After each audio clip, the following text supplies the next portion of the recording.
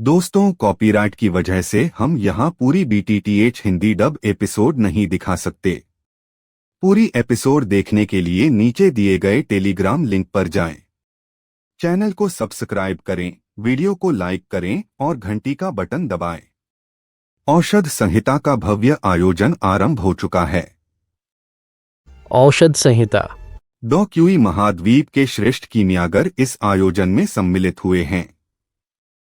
डोक्युई के श्रेष्ठ हकीम भी इसमें भाग लेते हैं। यह प्रतियोगिता केवल सम्मान ही नहीं, प्रतिष्ठा की भी परीक्षा है और गौरव पाने का अवसर है। ऐसे याओ चेन के अतीत की स्मृतियां फिर सामने आने लगती हैं। याद रखो, कुल के नियमों ने कभी याओ चेन के जीवन की दिशा बदल दी थी। कुल स्मारक पर अपमान और निष्कासन की वह घटना आज भी उनके मन में जीवित है। मैं याओ चेन शपथ लेता हूं। समय बीत चुका है, लेकिन अतीत की छाया अब भी बनी हुई है। झूठा आरोप लगाने की हिम्मत है। वर्तमान में शाओ यान और उनके गुरु औषधि कुल के क्षेत्र में पहुंचते हैं। यहां ऊर्जा अत्यंत प्रबल है। इस पवित्र भूमि पर हर ओर उत्सव जैसा वातावरण दिखाई देता है। दोनों के लिए कई गुना लाभदायक है। महान कीमियागरों का यह संगम अपनी भव्यता से सभी को आकर्षित कर रहा है। वे कितनी ऊंचाई तक उड़ गए। औषधि कुल की प्रतिष्ठा पूरे महाद्वीप में प्रसिद्ध है। औषध संहिता सबसे बड़ा सम्मेलन है। प्रतियोगिता का वातावरण अब और भी गंभीर होता जा रहा है। यह सचमुच हकीमों का भव्य सम्मेलन है। द्वार पर अचानक तनावपूर्ण स्थिति उत्पन्न हो जाती है। तो संप्रदाय सुरक्षित हो जाता है। रक्षकों का व्यवहार आगंतुकों के लिए असंतोष का कारण बनता है। इसलिए ध्यान नहीं दिया। माहौल धीरे धीरे टकराव की ओर बढ़ने लगता है। इसी बीच कुछ विशेष व्यक्तियों के आगमन से सबका ध्यान उनकी ओर जाता है। वे सभी विशेष आमंत्रित अतिथि हैं। याओ चेन की वापसी उपस्थित लोगों के लिए आश्चर्य का विषय बन जाती है। तियानफू नेता याओ चेन भी आमंत्रित हैं।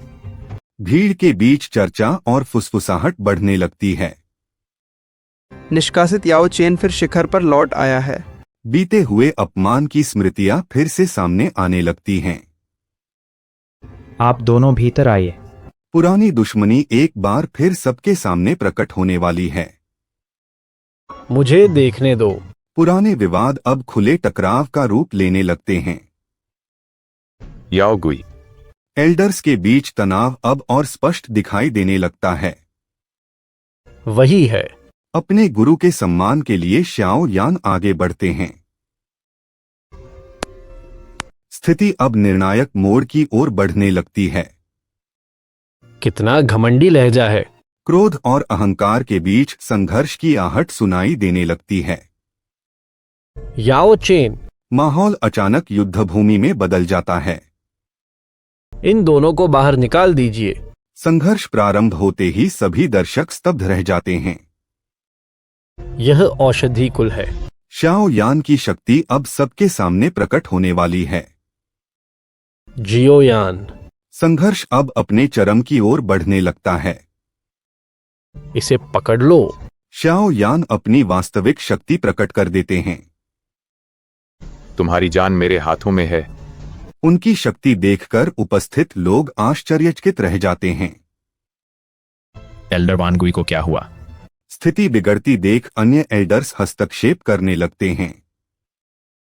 इसे तुरंत बाहर करो। तनावपूर्ण वातावरण और अधिक गंभीर होता जा रहा है। लेकिन आज तुमने सीमा लांघ दी। शाओ यान अपने गुरु के सम्मान की रक्षा के लिए दृढ़ बने रहते हैं।